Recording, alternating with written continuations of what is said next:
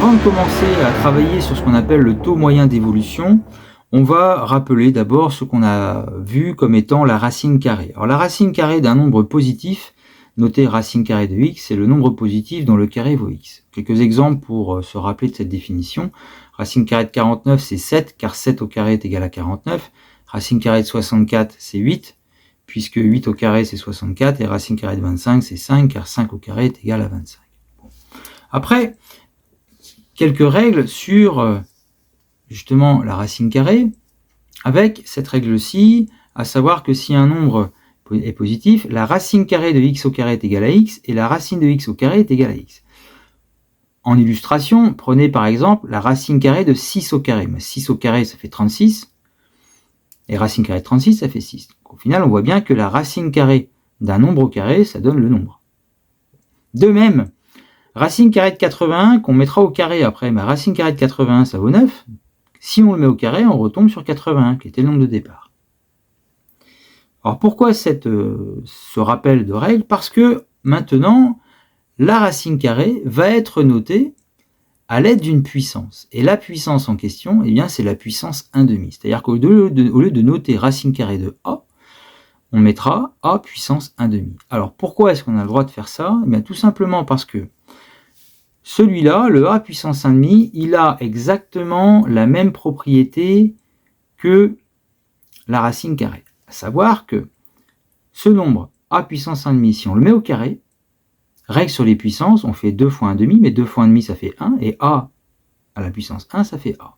Ce qui fait que a puissance 1/2 agit comme la racine carrée, puisque la racine carrée, son carré vaut a aussi. Donc les deux, ici, vont être identiques.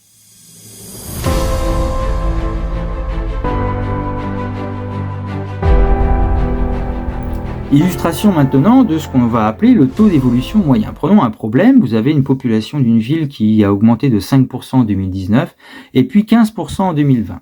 Et on voudrait calculer le pourcentage moyen d'augmentation, ce qu'on appelle le taux d'évolution moyen, qu'on va préciser bien évidemment dans quelques instants.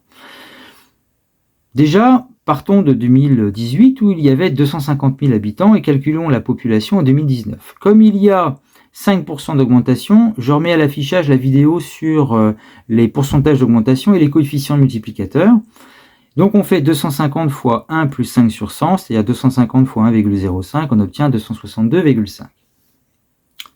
En 2020, augmentation de 15%, donc on repart de 262,5, on multiplie par 1 plus 15 sur 100, c'est-à-dire on multiplie par 1,15, et on obtient environ 301,9 pour la population en milliers bien évidemment.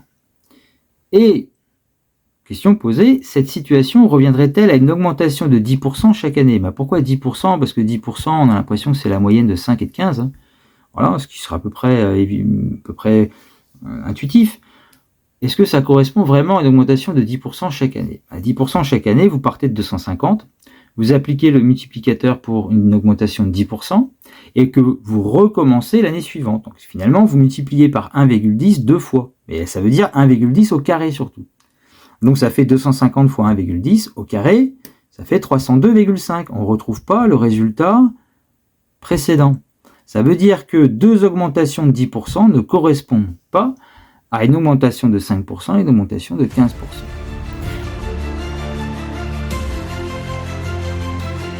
Alors, le pourcentage moyen, voilà la définition.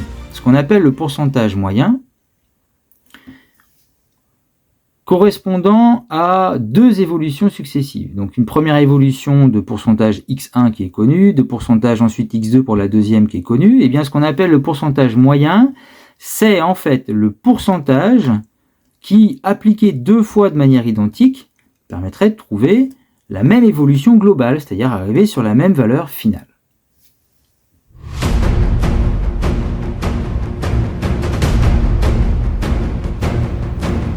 Alors comment trouver le pourcentage moyen? On revient sur la situation avec la ville qui a augmenté de 5% et de 15% après. Eh bien, on détermine tout d'abord les deux multiplicateurs des deux augmentations, ou diminutions, ça dépendra de la situation. Donc le premier multiplicateur c'était 1,05, le deuxième multiplicateur c'est 1,15. On peut faire un petit diagramme comme ceci. Ça, c'était la valeur finale, pardon, la valeur initiale. Là, ici, vous avez la valeur finale qu'on avait obtenue avec l'évolution avec les deux multiplicateurs 1,05 et 1,15. Et en fait, nous, ce qu'on cherche, c'est le même multiplicateur. Quel serait le même multiplicateur pour arriver au même résultat? Ça veut dire en fait qu'au niveau des opérations, d'un côté, on multiplie par 1,05 puis par 1,15. Dans la deuxième méthode, on multiplie par k et par k. Autrement dit, k au carré va être égal à 1, alors quand on fait 1,05 fois 1,15, ça fait 1,2075. Et d'habitude, quand on a un carré, on a envie de dire, on va prendre la racine carrée, ça serait autorisé. Mais maintenant, on va utiliser la nouvelle notation avec les fonctions exponentielles de base a, ou si vous préférez la notion puissance, k, c'est la puissance 1,5 de 1,2075. Et à la calculatrice, on va trouver 1,099. Le coefficient multiplicateur étant de 1,099, 1,099 est égal à 1 plus 9,9 centièmes, 9,9 centièmes, eh bien le pourcentage qu'on va appeler le pourcentage moyen d'augmentation, c'est 9,9%. Puisque en faisant deux évolutions identiques, si on reprend le schéma qui est là, voilà, en faisant deux évolutions identiques à 9,9%, on aura la même évolution qu'avec le premier pourcentage et le deuxième pourcentage.